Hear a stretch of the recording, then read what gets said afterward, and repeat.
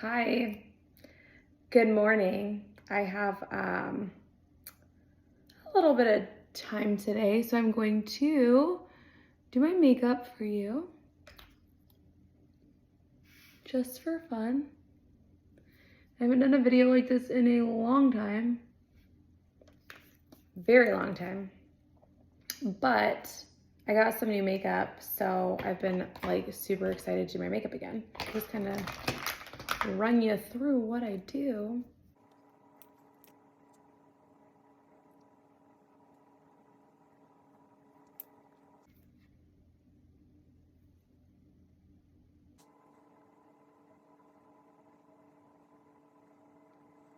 We're coming upon holiday pictures, and I know a lot of people struggle with makeup applications for photos, so I think that this will be super beneficial for the time of year that it is. You know, the holidays are coming up too, so like if you want to look great during your holiday parties or anything and you struggle with that, then this will help. So I always start, when I'm doing a full makeup look, I always start on my eyes. It's just something that I've done because if there's any fallout, depending on how dark you do with like your eyeshadow, if there's any fallout underneath, you don't have foundation on already, so it won't matter.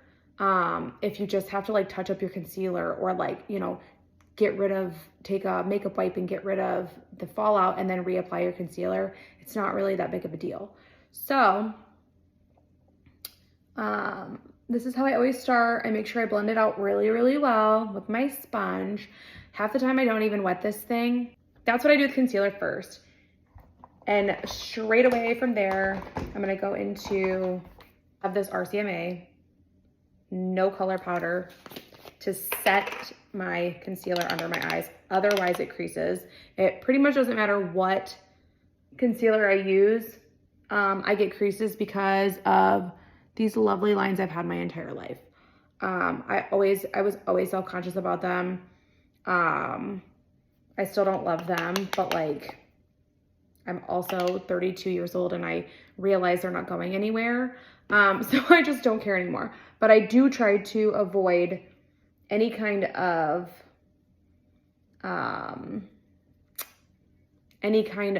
makeup like filling in to that, because if I do like squint, then you would see it right in there. So I just kind of press this in with my brush and then wipe it away so that it's not super powdery around my eyes.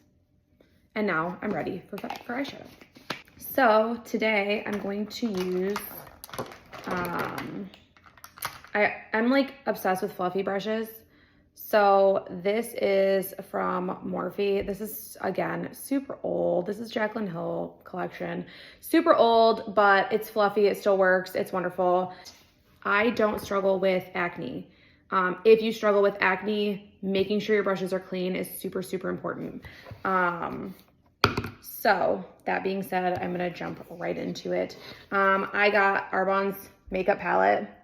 I'm obsessed with it. So it's All in the Eyes Volume 1. I love warm colors. This is literally a palette full of warm colors. So I'm gonna start here. I usually start with something that is, can't hardly see it, but one of these two. I'll usually start in my crease and I will start blending it out, blending it in. Windshield wiper motions or a lot of circular motions to give you a really nice blend. You don't want to go all the way up to here because you want this to look highlighted. So you just kind of keep color off of that area. And depending on the look you're going for, you could take it down onto your lid. It wouldn't be the end of the world because it's not super dark anyway. If you were going for a more smoky look, I definitely would take this color all the way down. So I'm kind of going to be mixing the two. I used sand and then I'm going to go to Caraway right beside that. So again, we're just blending. We just keep blending. Just building up the color. If you feel like you're not seeing it, just keep applying. Seriously, just keep buffing it in. Keep buffing. You can see it's already starting to create that like, that nice set in like crease look to give you a nice contrast within your eye. So from there, I'm going to go in with Clove. Hopefully that got clear. Same brush because, you know, it's easy. And again, all the colors are already on it. So actually it helps a lot with the blending because it kind of mixes all the colors together so it doesn't create anything weird. Again, more Clove. I'm just gonna work on the outer corner. When you are doing your makeup for photography, you always wanna apply more. More is typically always better because that you'll be able to see it in the photos. If you don't apply enough makeup, you are not going to see it in the photos. It is what it is. Any photographer will tell you that. So we're gonna go a little bit heavier than normal. I know a lot of people stopped wearing makeup or they wear a lot less than they did pre-pandemic. Totally fine, but when it comes to family photos, you must wear more makeup than you're used to. Okay, so if you wanted to, you could take a packable, like little brush like this, go in with Fog right here, if you like this more natural matte look, and just apply it here. Just a little bit to finish this off. And then you could apply a little bit right here on your brow bone as a highlight. And then I always like to go back in right here with my fluffy brush to blend that out so that there's no harsh line of where the light color is. Okay, this is a super natural look, perfect if that's what you're going for. I personally like to do a little bit extra sometimes. I'm gonna take this kind of brush and I'm gonna use Clove, which was the darkest shade that I've used so far, right here. And I'm gonna actually line underneath my eyes, under my water, or under my, oh my gosh, my lashes. On both sides. And this is really gonna bring out your eyes.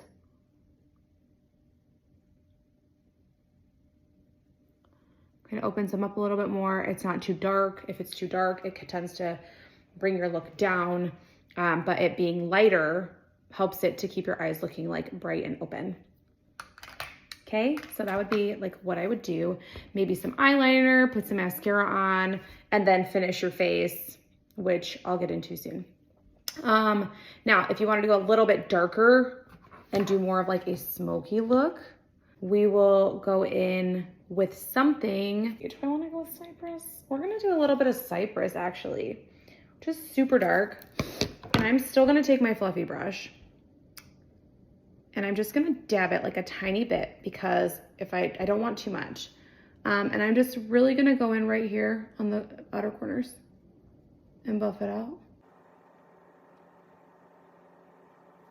So you can see it like darkens that just a little bit, gives a little bit of smokiness.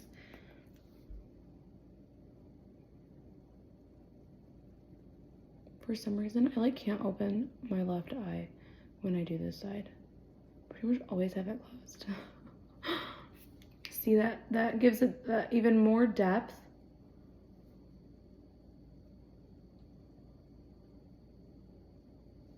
There, perfect. Then you want to be like extra and sparkly for the holidays. I'm always using my hand for any kind of sparkly colors because I have never found a brush that I can get enough pigment on that it actually looks that way on my face like it does in the palette. So I'm gonna take Fog because it is a shimmery color, and I'm going to use my finger just like this, and I will literally apply it just on my eye right here. Like I said, you can apply a little bit on the inner corner, really pack it on your eyelid. You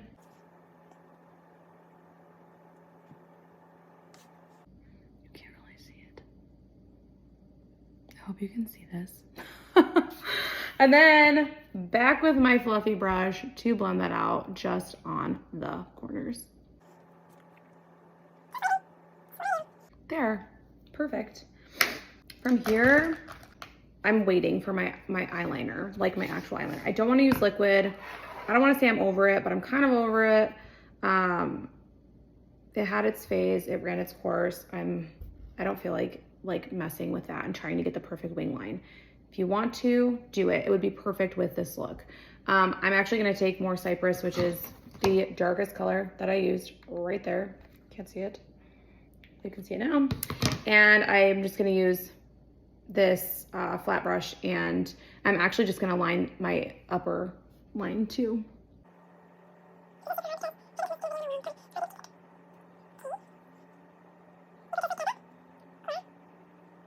See how that even, you know, defines your eye even more, which is awesome, beautiful. Again, can't close both of these. I cannot just close my right eye and keep my left open for some weird reason.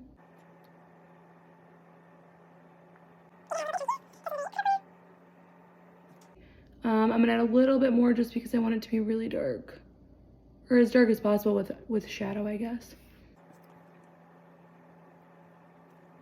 There, perfect. I'm gonna put some mascara on and do my brows, and I'll be back. Okay, I'm back. Did my mascara and my eyebrows. Changed a little bit. This is what I've been using for my mascara for a while. This is the BeautyCounter one. When I switched to natural mascara, this was like one of the biggest things it took me the longest to switch because I really, really loved what I was using, and I hadn't found a natural mascara that performed until they came out with this one, which was maybe a year and a half ago. And I've been using that one since. And then my eyebrows, I just filled them in with eyeshadow today because I am out of my brow pencil. Next thing, moving on to foundation. I told you guys about this. I'm still using it. It's got SPF 40 in it. It does have a luminosity to it, if that's the right word. I'm not even sure, but I am obsessed with this. I feel so good when I wear this. I know a couple other people who wear it, and I didn't even know they wore it, but I was always complimenting their skin when they wore it, and I'm obsessed with this. So I'm gonna go in with this and my cool little brush I got. I'm not gonna do super heavy on this. If you wanted to, you could probably build this color up and like put another coat if you needed to, if you have a lot of things that you're trying to conceal. I'm not going to, because I'm not going to a photo shoot right now. I'm going to the doctor's office and then I'm going to work. So I don't need I don't want super crazy coverage, but for, like I said, photos, you might want to consider doing an extra, if you have like an extra layer of foundation, if you have imperfection, uneven skin tone, things like acne that are like red, that bother you. Get that all blended in. Always bring it down to your neck and make sure that you really get your neckline. I have seen so many lines from makeup around here. I remember that specifically in high school. I saw a lot of lines like that. I probably had lines like that. So I'm always super conscious of that. And then I always go back over with my brush, mostly because, or my, I don't even know what this thing is called. My sponge. I always go back over it with my sponge just to make sure that it is really, really blended in with my concealer and everything else on my face. I don't seem to struggle that much with this foundation and doing that. So there's that. Next, we're moving on. I bought the Arbonne Glow palette. That's what it looks like. It's beautiful. So there's a bronzer, blush, and a highlighter. There's actually I would say two bronzers, or two highlighters maybe. One's a really, really dark one. So in the summertime, it'd probably be nice when you're nice and tan and you can like apply that one maybe with the bronzer is what I would do. And my handy dandy brush for blush. I'm going in with Moonstone, and I'm gonna mix it with this bronzer, which is Meteor. And I'm just going to kind of tap it in, buff it in, do some swirls to really buff it in.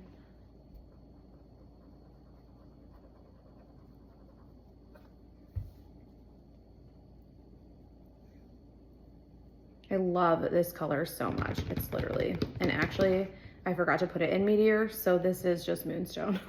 I totally forgot to put it in there. So I'll go in afterward and add a little bit of that too.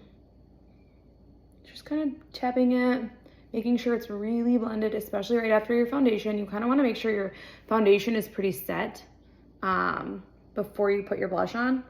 If you don't wear foundation, your blush isn't going to stay on. If you don't wait long enough after your foundation and you just go straight into it like I did, you can end up with like lines where you had just put your brush and then, you know, it didn't get a chance to really like work in because it's still kind of wet, depending on what kind of foundation you use. So I like to make sure that I really, really, really blend this in. Any kind of blush. But like I said, I'm obsessed with this color though, because it's a perfect like peachy tan color. Okay, so now I'm going in with Meteor. And I'm gonna do a little bit through here, not necessarily toward my cheekbones, but underneath them. Just a little bit there. If you feel the need, don't be afraid to kind of contour a little bit under your chin. If you've got this little bit there, and then here if you have like a more square jawline, and then up through here, just kind of in your temples, if your temples tend to be like on the wider side. So I don't have a very like wide forehead, but I do like to put that there so that I look a little bit tanner, honestly. So there's that. Last but not least, the other thing that I like to do is highlight, and I always use my finger for this too. So I'm also going to take my ring finger and just kind of rub it in there. And then I'm going to put this right here on top of my cheekbone. And then you can kind of put this anywhere. Just don't go too crazy. I've seen some photographers complaining about people putting this like too much on their nose, and how it affects the photos. So don't go crazy. Maybe highlight the top of your cheekbones. You could do a little bit like right here on the inner corner if you didn't put your shadow there. You could also highlight under here if you didn't put your shadow there and you want some highlight there. And you could do right here on your Cupid's bow. I just need lips. Last thing, I've been wearing this Pillow Talk Charlotte Tilbury for a little while. This is one of my favorite lipsticks.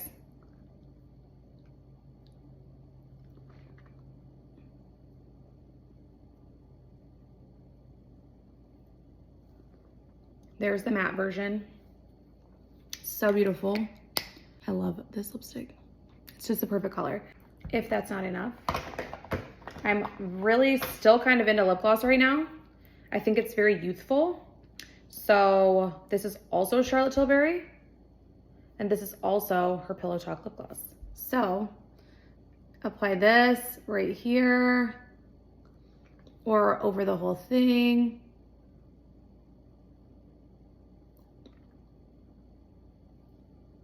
And you have a complete holiday photo shoot look. Please, please, please let me know if this is helpful. Let me know if you have any questions, if you need any help